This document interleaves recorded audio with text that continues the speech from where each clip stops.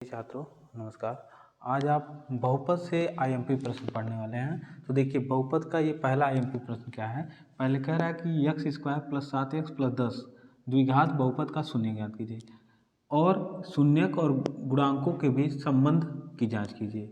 देखिए इसमें हमें दो प्रकार का प्रश्न दिया हुआ है। पहले क्या करना है, तो सबसे पहले इसका शून्य ज्ञात करना है। तो शून्य कैसे ज्ञात करते हैं, तो देखिए शून्य ज्ञात करने के लिए क्या करना होगा, x square plus 7x plus 10। पहले सबसे पहले इसका गुणनखंड करना होगा। तो इसका गुणनखंड कैसे करते हैं, तो देखिए 10 और यहाँ कुछ नहीं तो 1, 10 एकम में 10, तो गुणा करने पर 10 आया, जोड़ने घटाने में कितना लाना है 7। तो ऐसी दो संख्याएं हमें चूज करनी है जिनका गुणा करने पर 10 आए। तो देखिएगा 2 गुणे 5, 2 पचे 10 होगा और इसको जोड़ेंगे तो 7 हो जाएगा। तो देखिए हम क्या लिखते हैं, यहाँ पे लिखेंगे x स्क्वायर, यहाँ लिखेंगे 5 प्लस 2 x प्लस 10। फिर क्या करेंगे x स्क्वायर, अब देखिए इसका इसमें गुणा हो जाएगा x में, तो 5x प्लस 2x प्लस 10। फिर इसमें कॉमन क्या करेंगे आप, x प्लस 5, यहाँ कॉमन क्या करेंगे, तो 2 कॉमन होगा, 2 कॉमन करेंगे तो x प्लस 5 होगा। देखिए दोनों में सेम मिल रहा है, तो पहले अब इसको कॉमन कर लीजिए, तो x प्लस 5 और यहाँ इसको कॉमन करेंगे तो ये बचेगा x और यहाँ निकल गया तो ये बचेगा 2। फिर देखिएगा हमें शून्य ज्ञात करना है, तो लिखेंगे शून्य के लिए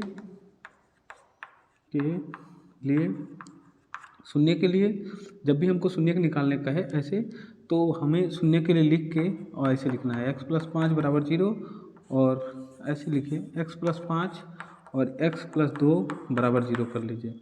फिर क्या करेंगे, तो x प्लस 5 बराबर 0 और x प्लस 2 बराबर 0। प्लस 5 है, इसको इधर करेंगे तो ये हो जाएगा -5 और ये प्लस 2 है, इधर करेंगे तो हो जाएगा -2। अब देखिए हमें इस द्विघात बहुपद के शून्य ज्ञात करना था, हमने शून्य ज्ञात कर दिया। अब हमें शून्यकों और गुणांकों के बीच संबंध बताना है। देखिए शून्यक और गुणांक के बीच संबंध कैसे बताते हैं, तो यही हमें जांच करना है। तो यहाँ लिख सकते हैं जांच। अब देखिएगा तो जांच कैसे किया जाता है, तो देखिए जांच में लिखा जाता है शून्यकों का योगफल, शून्यकों का योगफल। तो देखिए शून्यकों का योगफल क्या होगा, तो शून्यकों का योगफल का मतलब जो हमारे पास शून्यक निकले हैं उनको जोड़ लीजिए। शून्यकों का योगफल का मतलब अल्फा प्लस बीटा होता है। तो अल्फा का मान क्या रखेंगे, ये अल्फा का मान रख लीजिए -5 और प्लस बीटा का मान क्या रखेंगे, तो -2। फिर क्या करेंगे, तो -5 और ये प्लस माइनस माइनस हो जाएगा, तो ये हो जाएगा आपके पास -7। इसका हर एक बना लीजिए। अब देखिएगा शून्यकों का योगफल क्या होता है, साइड से देखिए शून्यकों का योगफल होता है अल्फा प्लस बीटा बराबर होता है -b/a। अब देखिएगा ये जो आया हुआ है वह b/a के रूप का होना चाहिए। देखिएगा ये b किसका गुणांक है, तो जो b है यहाँ पर जो 7 लिखा हुआ है, 7 किसका गुणांक है, x का। तो लिखेंगे यहाँ पर इसी के हिसाब से माइनस, और ये 7 किसका गुणांक है, x का, लिखेंगे -x का गुणांक